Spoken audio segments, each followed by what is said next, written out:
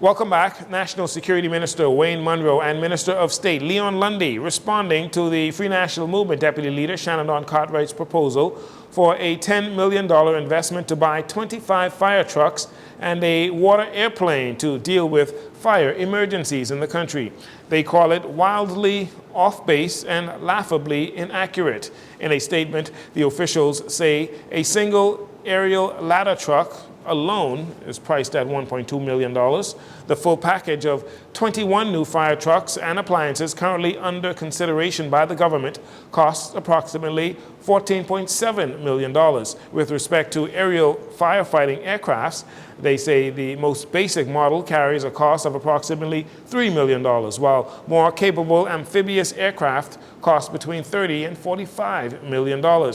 Munro and Lundy said it is irresponsible for the F&M to suggest that any such acquisition can be executed with the $10 million budget they proposed. Meanwhile, the government says it is implementing a structured national upgrade for fire services grounded in real numbers, professional assessments, and strategic planning. The issue surrounding two opposing investments at Big Samson Key in the Exumas is ongoing as the owner of the environmentally based Turtle Grass Resorts is at odds with the Florida-based Integra Resorts Rosewood development project that requires some dredging for a service dock with the potential to have a negative impact on the surrounding environment, including the nearby seagrass beds where turtles often feed.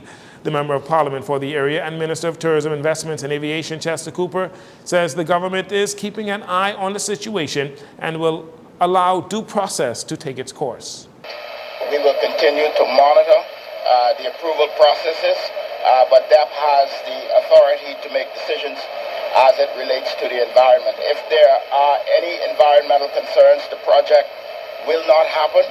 If DEP is comfortable and satisfied that it can be managed, then they will make those determinations. They will demand that there be changes if necessary, but that process must run its course. DEPP is the Department of Environmental Protection and Planning. The battle between the two investors has gotten so bad that one of the investors, Turtle Grass, threatened to pull his $75 million investment if the dredging project is allowed to occur, despite already investing over $25 million in the first phase of that project, including hiring 30 Bahamians. Mr. Cooper, who himself was attacked on social media because he refused to get involved personally, taking any sides with either of the investors, he says the government will not be manipulated by any investor. It's an established process that's been in place for decades, and it's going to run its course in line with the procedures and policies of the government of the Bahamas, and we will not be bullied by any developer or anyone for that matter as it relates to how the government does its work and approve projects in Exuma and other islands in the Bahamas. The government is of the opinion that both Turtle Grass Resorts and Rosewood, the project, can coexist. Long Island farmers and residents are reaping the benefits of the Bahamas Agriculture and Marine Science Institute, or BAMSI's, extension services, which have brought critical support and new opportunities to the island's agricultural sector, with more farmers investing their time and energy and more young people wanting to get involved, according to David Adderley, BAMSI's extension officer on Long Island. He said the growing interest in farming reflects a renewed focus on agriculture as a viable livelihood. Farmers on Long Island are now looking to BAMSI for more assistance with having access to fruit trees and animals. However, there are still challenges in regards to limited tools and resources, manual irrigation, and pest and disease issues with their plants. These issues were once addressed, but more support is needed in 2025.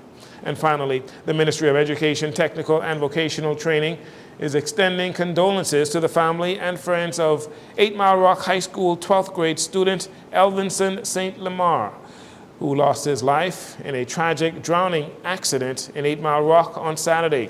In a statement, the ministry said, like most 12th graders, Elvinson was preparing to graduate in the next few weeks. The administrators, teachers, and students of 8 Mile Rock High School They remember him as a very respectful, very helpful student who assisted in any way that he could on campus. His untimely passing has saddened the school and the community of 8 Mile Rock. Also on Saturday, a female driver was killed in a traffic fatality when she collided with a police SUV that was responding to the scene of that drowning in 8 Mile Rock. That will do it for your JCN Evening News. Once again, I'm Dorino Saunders. Thank you so much for joining us.